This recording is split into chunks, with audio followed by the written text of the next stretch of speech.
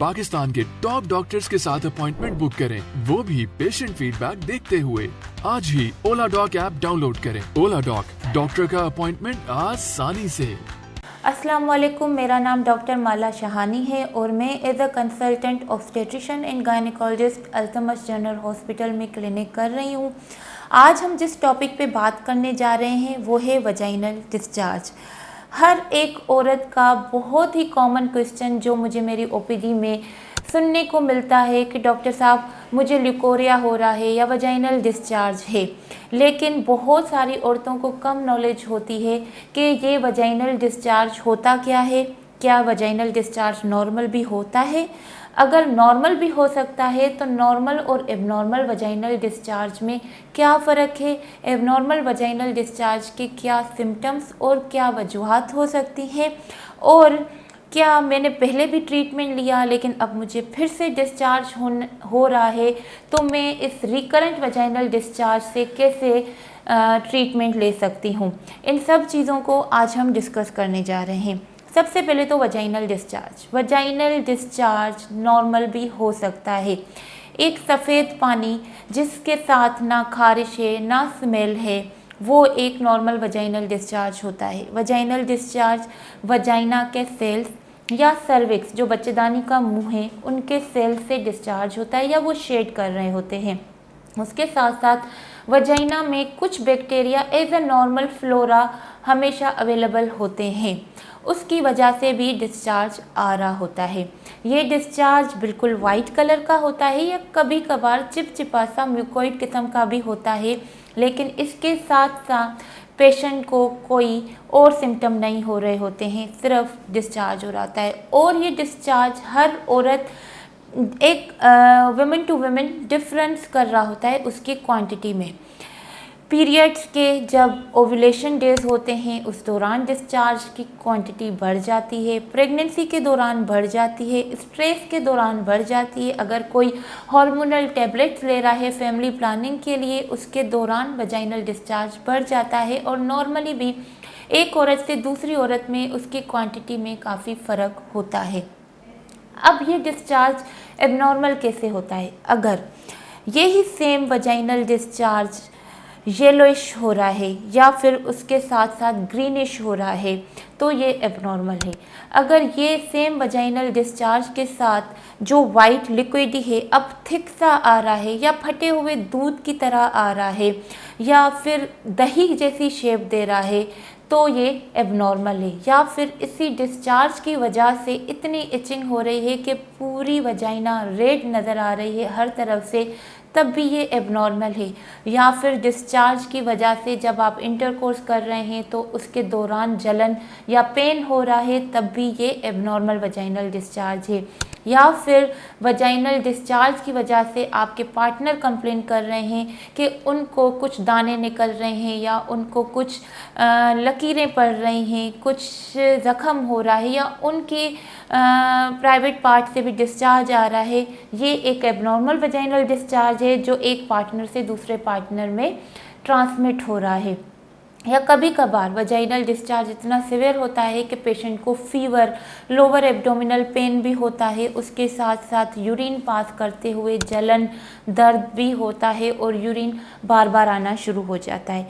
तो ये सारे एबनॉर्मल वजाइनल डिस्चार्ज के सिम्टम्स हैं। अच्छा, एबनॉर्मल वजाइनल डिस्चार्ज क्यों होता है? दो किस्म के, एक तो बैक्टीरियल होता है, एक तो फंगल होता है। फंगल इन्फेक्शन बहुत कॉमन है। फंगल इन्फेक्शन के सिम्टम्स में आ जाता है जिसको हम कहते हैं वजाइनल कैंडिडियासिस या ईस्ट इन्फेक्शन।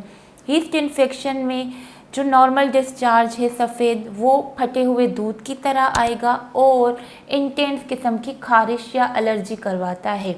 ठीक है, इससे फंगल इस वजाइनल डिस्चार्ज के लिए हम एंटी फंगल ट्रीटमेंट देते हैं। दूसरा डिस्चार्ज जो या तो येलो होगा या ग्रीन होगा, फाउल स्मेल, अजीब किस्म की स्मेल करेगा, एक पार्टनर से दूसरे पार्टनर में ट्रांसमिट होगा, कभी कभार दाने कर देगा, तो उसको हम बैक्टीरियल इन्फेक्शन कहते हैं।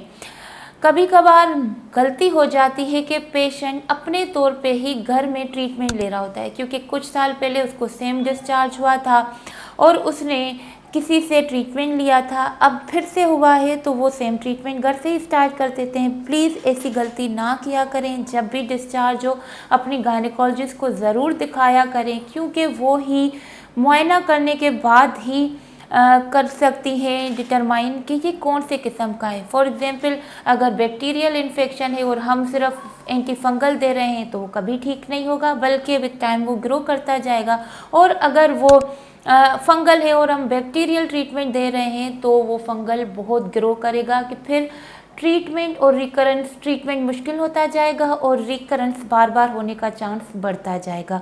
इसीलिए हमेशा वजाइनल डिस्चार्ज के लिए अपने गायनेकोलॉजिस्ट से ज़रूर कंसल्ट किया करें। अब मैं जो से दूसरा बात कर रही हूँ वो छोटी छोटी टिप्स कि आप बार बार वजाइनल इन्फेक्शन होने से कैसे बच सकते हैं। उन टिप्स में सबसे पहले तो आ जाता है, कुछ औरतों को आदत होती है कि वजाइनल डूचेस यूज़ करती हैं, बार बार वजाइना को क्लीन करती हैं। नहीं, वजाइना को दिन में 1 से 2 दफ़ा ही क्लीन करना चाहिए, क्योंकि बार बार क्लीन करने से एक वजाइना की पीएच मेंटेन हुई पड़ी है नेचुरली, जिसके अंदर बैक्टीरिया जो पड़ा हुआ है वो डोरमेंट स्टेज में है, वो कुछ नहीं कर रहा है, ठीक है। लेकिन जब हम बार बार वॉश करते हैं तो उसकी पीएच को चेंज कर रहे हैं, वो सेम बैक्टीरिया अब पैथोजेनिक हो रहा है, अब वो वजाइनल इन्फेक्शन कर रहा है, बैक्टीरियल वजाइनल इन्फेक्शन। तो इसीलिए वजाइना को दिन में 1 से 2 मरतबा क्लीन करें और नॉन सेंटेड कोई भी परफ्यूम, कोई भी खुशबूदार ऐसी स्प्रे बिल्कुल भी वजाइना पे यूज़ ना करें, बिल्कुल ही सिंपल हॉट वाटर से। और आजकल मार्केट में ऐसे वजाइनल वॉशेस आए हुए हैं जो वजाइनल हाइजीन के लिए बहुत ही इफ़ेक्टिव हैं, उनको भी यूज़ किया जा सकता है। उसके अलावा इंटरकोर्स से पहले और इंटरकोर्स के बाद वजाइनल वॉश करना बहुत इम्पोर्टेंट होता है, इससे यूरिनरी इन्फेक्शन का खतरा भी कम हो जाता है। उसके अलावा हमेशा अपने प्राइवेट पार्ट्स को ड्राई रखें। एक क्लीन टॉवल से हमेशा वजाइना वॉश करने के बाद यूज़ करें, उसको ड्राई करें। कोशिश करें कि टॉवल हमेशा पीछे से आगे की तरफ यूज़ करें ताकि आगे से पीछे की तरफ यूज़ करें ताकि बैक्टीरिया के फैलाव का चांस कम हो। और एक सेपरेट टॉवल हम उसके लिए टिश्यू पेपर या कुछ और चीज़ें भी यूज़ कर सकते हैं उसको ड्राई रखने के लिए। उसके अलावा काफ़ी औरतों की आदत होती है सैनिटरी नैपकिन्स को वो मेंसेस के दौरान बार बार चेंज नहीं करती, क्योंकि उनका फ़्लो इतना हैवी नहीं होता है। लेकिन सैनिटरी नैपकिन्स को एवरी 3 to 4 आवर्स चेंज करना चाहिए, क्योंकि उस पर अगर थोड़ा सा भी ब्लड लगा होता है और अगर वो हम बहुत लंबे टाइम तक 12-14 घंटे तक वो सैनिटरी नैपकिन लगे रहने देते हैं तो ब्लड एज ए ग्रोथ काम करता है बैक्टीरिया के लिए, फिर वो बैक्टीरियल ग्रोथ रैपिड होती है और वजाइनल इन्फेक्शन होता है। काफ़ी दफ़ा वजाइनल इन्फेक्शन कुछ नई चीज़ यूज़ करनी है, जैसे कि नए किस्म के अंडरगारमेंट्स पहने हैं या फिर कुछ नए किस्म के आजकल जो है वो मेंस्ट्रुअल कप्स यूज़ हो रहे हैं, टेम्पोन्स यूज़ होते हैं या कॉन्डोम यूज़ हो रहे होते हैं। अगर ऐसी चीज़ें यूज़ करने के एकदम से बाद आपको वजाइनल डिस्चार्ज हो रहा है तो समझ जाएं कि उसी चीज़ ने एलर्जी की है और उसको यूज़ करना डिसकंटिन्यू कर दें। और ऐसे किसी ही डिस्चार्ज को प्लीज़ सीरियस लेके आज ही अपनी गायनेकोलॉजिस्ट से इसके लिए कंसल्टेशन लें। मेरी कंसल्टेशन के लिए आप अल्तमश जनरल हॉस्पिटल में आ सकते हैं Monday, Tuesday, Thursday 4 to 6 PM या फिर ओला डॉक के ज़रिए आप अपनी कंसल्टेशन बुक कर सकते हैं।